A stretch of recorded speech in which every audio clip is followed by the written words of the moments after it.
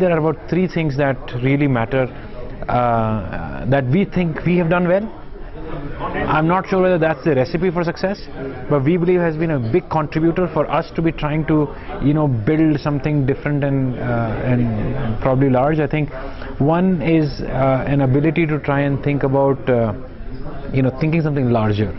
And the reason why that becomes important, thinking big, because when you try and take something global, unless and until you're thinking, big, taking it global, just those things kind of go hand in hand, right? So I believe that there is a huge mindset issue in a lot of us to try and break through the shackles of saying, hey, we can think of something which is 10x of what we're thinking right now.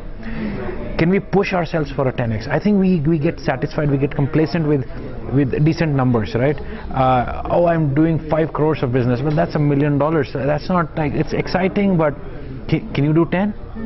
Oh yeah, I can get to 10. Well, can you do 100 after that, right? So taking to that level and thinking in those multiples of 10 is something that people should think about. And the same thing true is for, I reach to, X number of customers, can I reach 10x and 100x, right?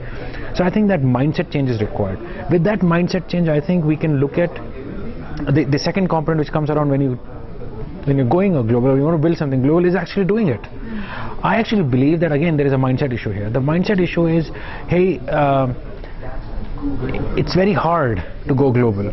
And I think that's just an overrated thing. It's extremely overrated to be saying that it's hard to go global. I think it's actually much simpler than what people make out to be. And the reason why a lot of people say it's tough is because they haven't done it. So there are people who haven't done it, who have a lot of very strong opinion about it, and I think that this is wrong. And people who are going to try and build those kind of businesses which are global, they should try and think about just doing it. And then if they fail in it, then that's fine. I don't think that's the concern that people go through. People go through the concern of, hey, it's just going to be hard, so they don't try. And I think the potential of the businesses in the world, if simply they try, can go 5 to 10x higher than what potential that will be if you just stay, let's say, only in India. So, and that 5 to 10x difference in potential could be the difference between you getting a large financing or not. It could be the difference between you literally going after and hiring the best quality talent or not.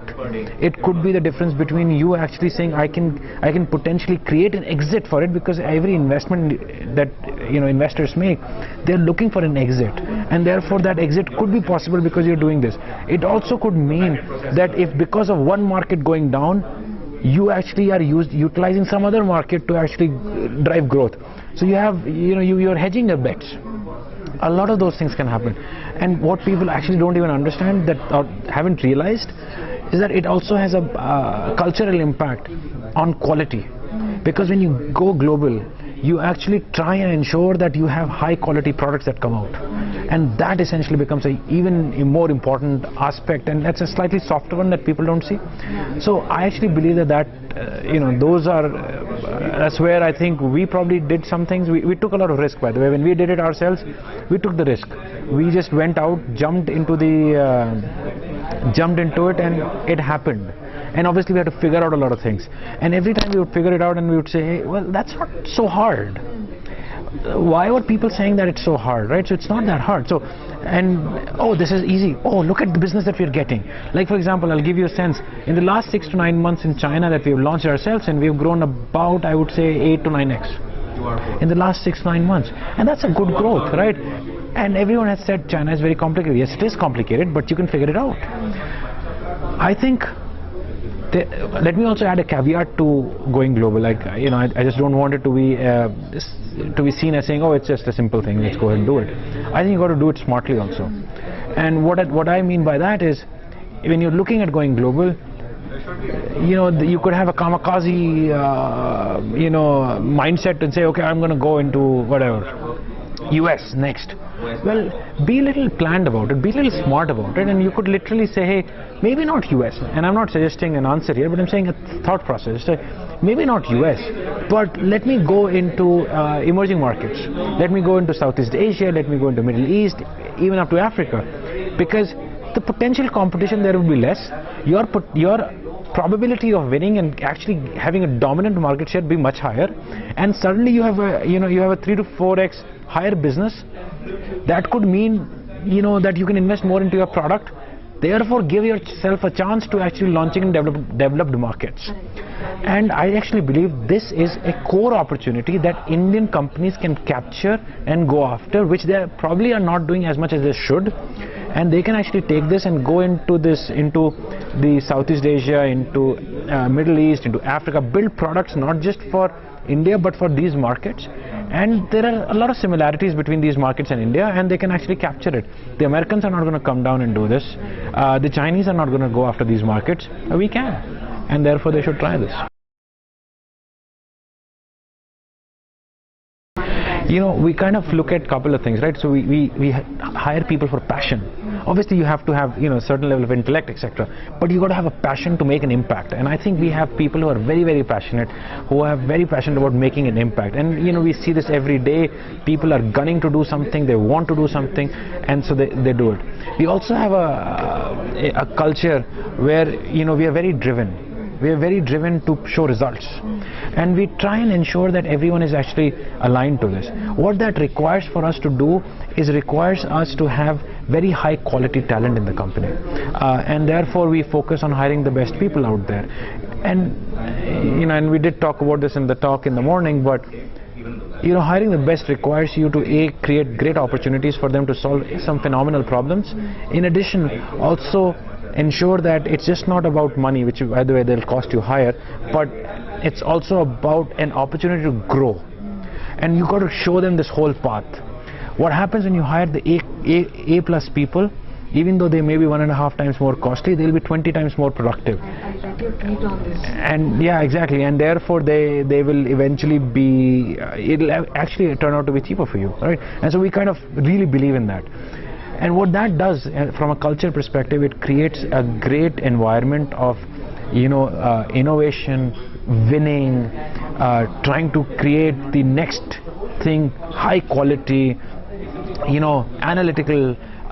You know, everyone is, you know, kind of gunning for it, and that you can see that energy, you can see that vibration when you are in the company. And I love it, I thrive in it. I don't think I can ever make it into my own company if I were not the founder of it, because the quality of talent that we have is just unbelievable.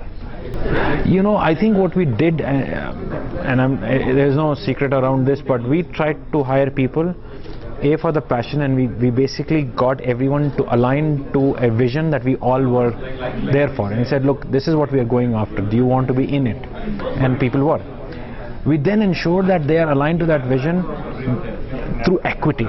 So we gave enough and more ESOPs to people to remain very strongly vested into the company, and therefore our so-called attrition is very low.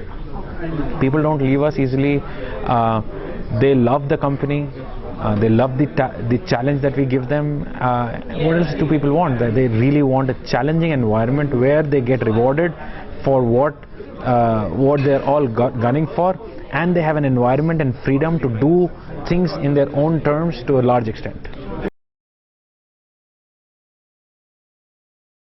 I'm not so much into investing actually, but I have this passion for you know, looking at other startups, just talking to them, other entrepreneurs. I think, you know, one area where I think I've seen the maximum number of entrepreneurs trying to build companies is in the education space, and they are building a lot of things around that. There are a couple of companies that I've seen, or a few companies that I've seen in the cloud space, but I think in the mobile space, building some useful applications around education, healthcare, etc. is really the next level thing which a lot of people are trying, and I think it's fundamentally going to solve for a lot of the problems that the country has today. So, you know, we are very focused on you know, on building, on doing what we are doing right now, doing it better, more efficiently, you know, and in a larger way, and that's what it is. We're just going to continue to focus on this, build the business to the next level over the next year or two, and then look at if there are new level of bigger bets that we want to take. But for the next year or two, we're very focused on what we're doing right now. Yes, we have looked at it in the past also. Yeah, we're very aggressive about our inorganic strategy also. We have done 3 acquisitions till now. We are very aggressive about it. We have looked at companies even in India, but for whatever be the different variety of reasons, we just never ended up making those acquisitions, but we've been very aggressive in that.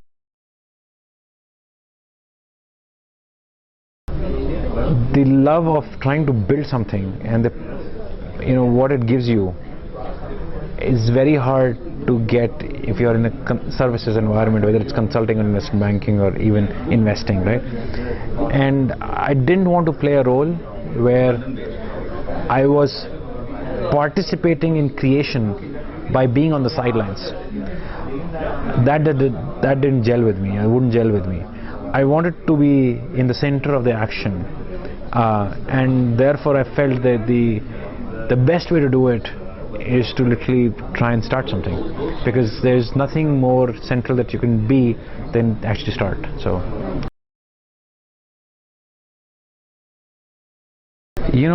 every stage of the company as you grow 5x or so creates a different level of problems. The challenges that we face today is we at times don't know. For example, we hired a few hundred people in the last few months, 2-3 quarters. We didn't understand what it means when you hire a lot of people. How do you induct them into the organization to make them efficient and productive? It's a learning for us, right? Before that, we were hiring, but we were not hiring at that scale, so we never saw that problem. But when we faced it, we're now figuring it out. So I would say that the challenges with scale are around